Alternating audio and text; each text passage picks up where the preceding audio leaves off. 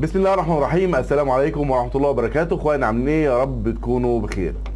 الحمد لله ان احنا ما بنقولش كلمة مش مظبوطة او ما بنقولش كلمة كذب.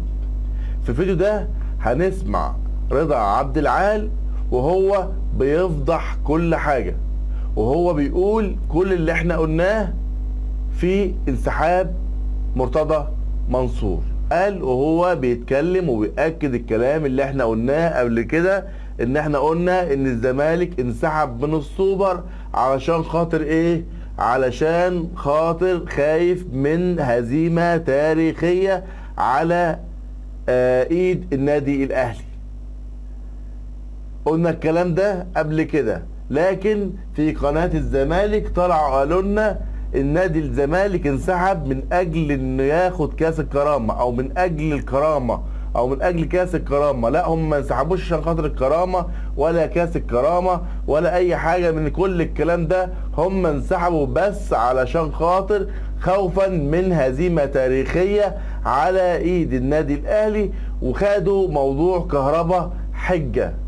وانا كان نفسي من ادارة النادي الاهلي ان هي تطلع قرار بمنع كهربا انه يلعب في السوبر علشان خاطر الزمالك ما يبلوش حجة ويكون هزيمة تاريخية على ايد النادي الاهلي. ده اللي اكده رضا عبد العال. ما هو رضا عبد العال لما الصراحة بتجيله بيقول كل حاجة.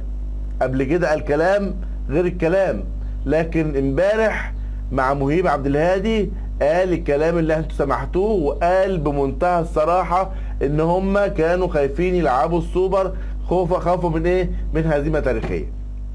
النهاردة بقى مرتضى منصور كان عنده 6 قضايا او 6 حجوزات او 6 ايه، تعال نشوف ايه الموضوع بالظبط. النهاردة مرتضى منصور كان في قرار جديد من النقد في طعون مرتضى منصور ب6 قضايا. حجزت محكمة جنح النقد اليوم السبت 6 طعون أقامها المستشار مرتضى منصور رئيس نادي الزمالك المعزول أو السابق أحكام بتغريمه في قضايا سب وقذف للحكم بجلسة 24 يوليو المقبل.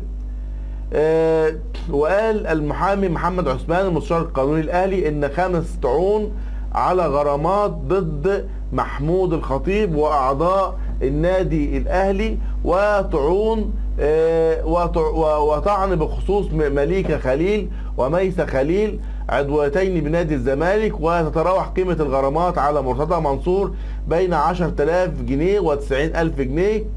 يذكر أن محكمة النقض أيدت في وقت سابق حكم حبس مرتضى منصور شهر بتهمة سب وقذف كابتن محمود الخطيب، والمذكور نفذ الحكم.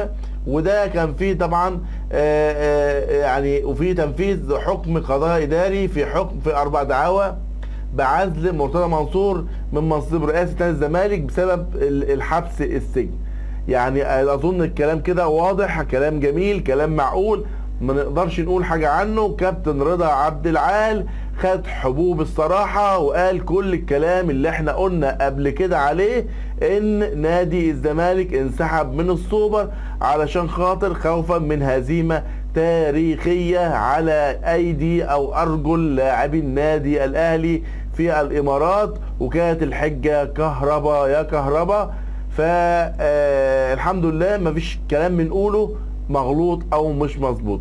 نشكركم والسلام عليكم ورحمة الله وبركاته.